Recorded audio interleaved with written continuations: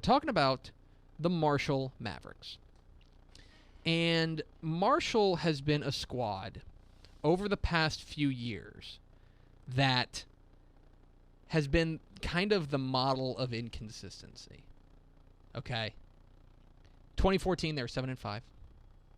2013, they won 3 games. 2012, they won 1 game. But it's been a steady rise. And the reason it's been a steady rise has been because of, I think, one of the most underrated coaches in the state. I think Clint Harper, what he is doing at his old alma mater, has been fabulous. You know, he's entering, this is his 3rd year, and he's taken them from 3 wins to 7 wins, and now they're 9-1, and they look like a juggernaut.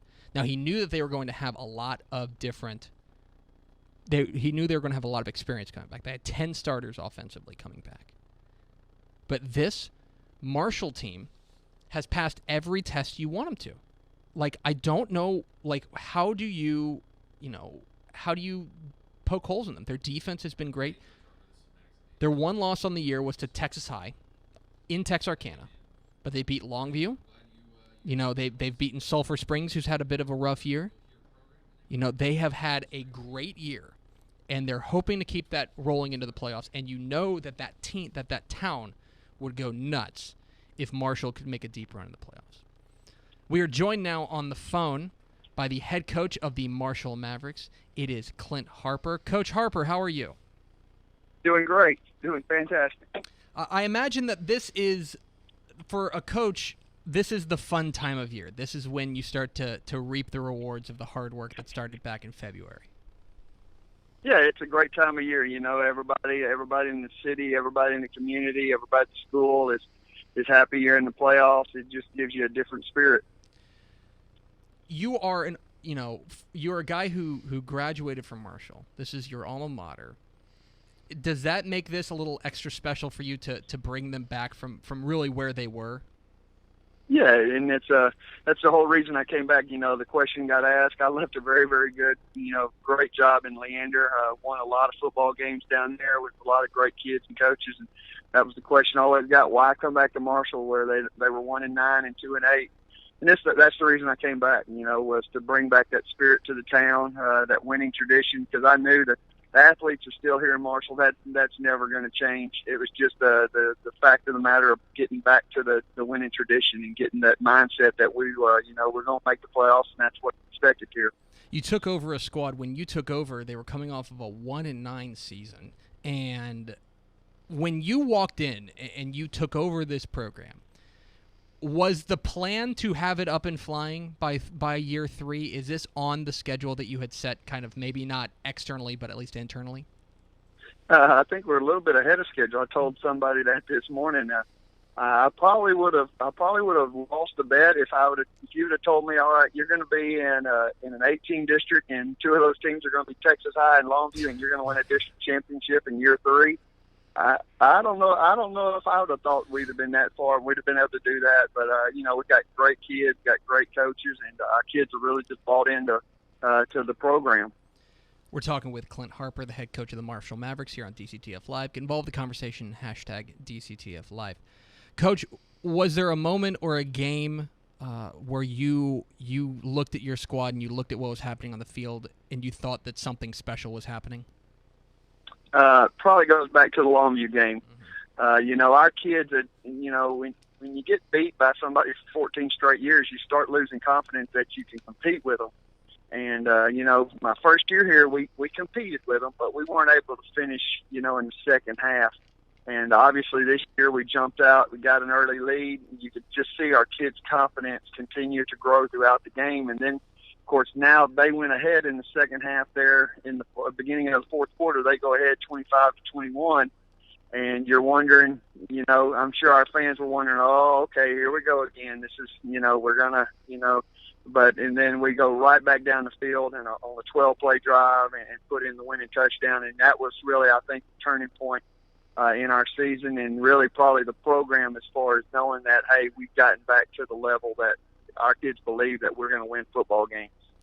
You operate out of kind of a lot of coaches will say, oh, if you've got if you got two quarterbacks, you've got no quarterbacks. But it seems like you've thrown two different guys out there. Justin Hart has been excellent throwing the ball, and Cam Holler, while not a slouch throwing the ball as well, has been outstanding running the ball. For you, what's the challenge in balancing the two quarterback system? Well, that unfortunately that got taken out of our hands about 3 weeks ago as we lost Justin for a season-ending knee injury. That's kind of where, and I've been telling people that we really did. We had an offensive philosophy, and we were very, very, very good at getting both quarterbacks. And we don't call Cameron a wildcat quarterback. He's a quarterback. Mm-hmm. And we just, I think we were averaging 550, 600 yards up until, Justin got hurt. And when you go for 7 weeks and all of a sudden you're having to start really with a different offensive philosophy because you do lose a guy that's a 4-year starter. There's not many people in Texas that had a 4-year starting quarterback who'd been in my program and been in our offense for 3 years, knew everything in and out. We beat Pine Tree this past year on a route that he came through, and that was his third check down. He throws a touchdown pass to a guy that was his third progression through the route and throws the game-winning touchdown. You just don't replace guys like that. So we really had to kind of shift offensively our mindset about how we go about moving the football. And Cameron, of course, just a fantastic football player, 26 touchdowns on the year, 1,500-yard rusher, now almost a 500-yard passer. We felt confident that, it was going to be a transition, but our football team would handle it. We're talking with Clint Harper, the head coach of the Marshall Mavericks, here on DCTF Live. Get involved in the conversation, #DCTF Live. Coach, that's hardly, though, it seems like for a team like yours where you can lean on your defense, it seems like that's going to be even more important going into the playoffs, as you know, and you've got a ton of senior leaders, Micah Smith, Antonio Washington, DeAndre Osborne. What do those seniors do for your defensive philosophy? Yeah, we really, this is what you hear all the time, and don't matter what level, whether you're in the NFL and you want to be playing your best defensive football as you head into the playoffs or the postseason. And obviously we're doing that with 2 consecutive shutouts. And so, like you said, it's senior leadership because we've got a lot of young kids. Now, we don't have a lot of old kids, but the ones that we do have, the 3 that you mentioned, they are such an integral part of, early on in the year, they were just an integral part of getting young kids lined up. We've got 4 sophomores we're starting in the secondary. And so, just getting them lined up, that was mainly their job at the beginning of the year. Now it's kind of transitioned to now they're not lining them up. Now it's just, hey, now we're going to get you to play hard and just follow us. Just lead behind us, men, and we'll take you to where we need to go. And so you can just see, you've seen the transition between, old kids basically lining up young kids, and now it's old kids and experienced kids leading the younger kids. 1 o'clock Saturday afternoon in Longview at Pirate Stadium. You'll take on Lindale in a bi-district round.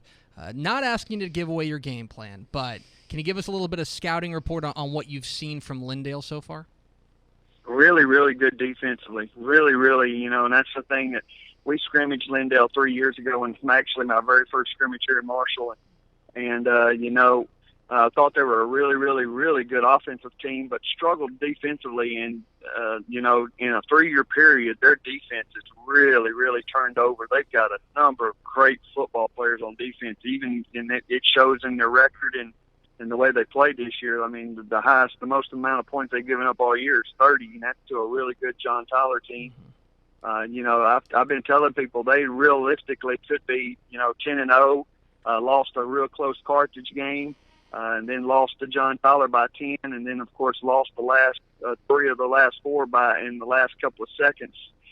So their record's kind of deceiving at 5-5 because they very easily could be 9-1, 10-0, or even 8-2. So they're a very, very talented defensive football team, really good up front. And as you know, you can't take anything for granted in the playoffs. It should be a great game out there Saturday, 1 o'clock at Longview's Pirate Stadium. He is Clint Harper. He's the head coach of the Marshall Mavericks, joining us on DCTF Live. Coach, thanks so much for your time. Best of luck on Saturday, and best of luck the rest of the way. Thank you, buddy. I sure do appreciate it. Y'all have a great one. All righty. There he goes.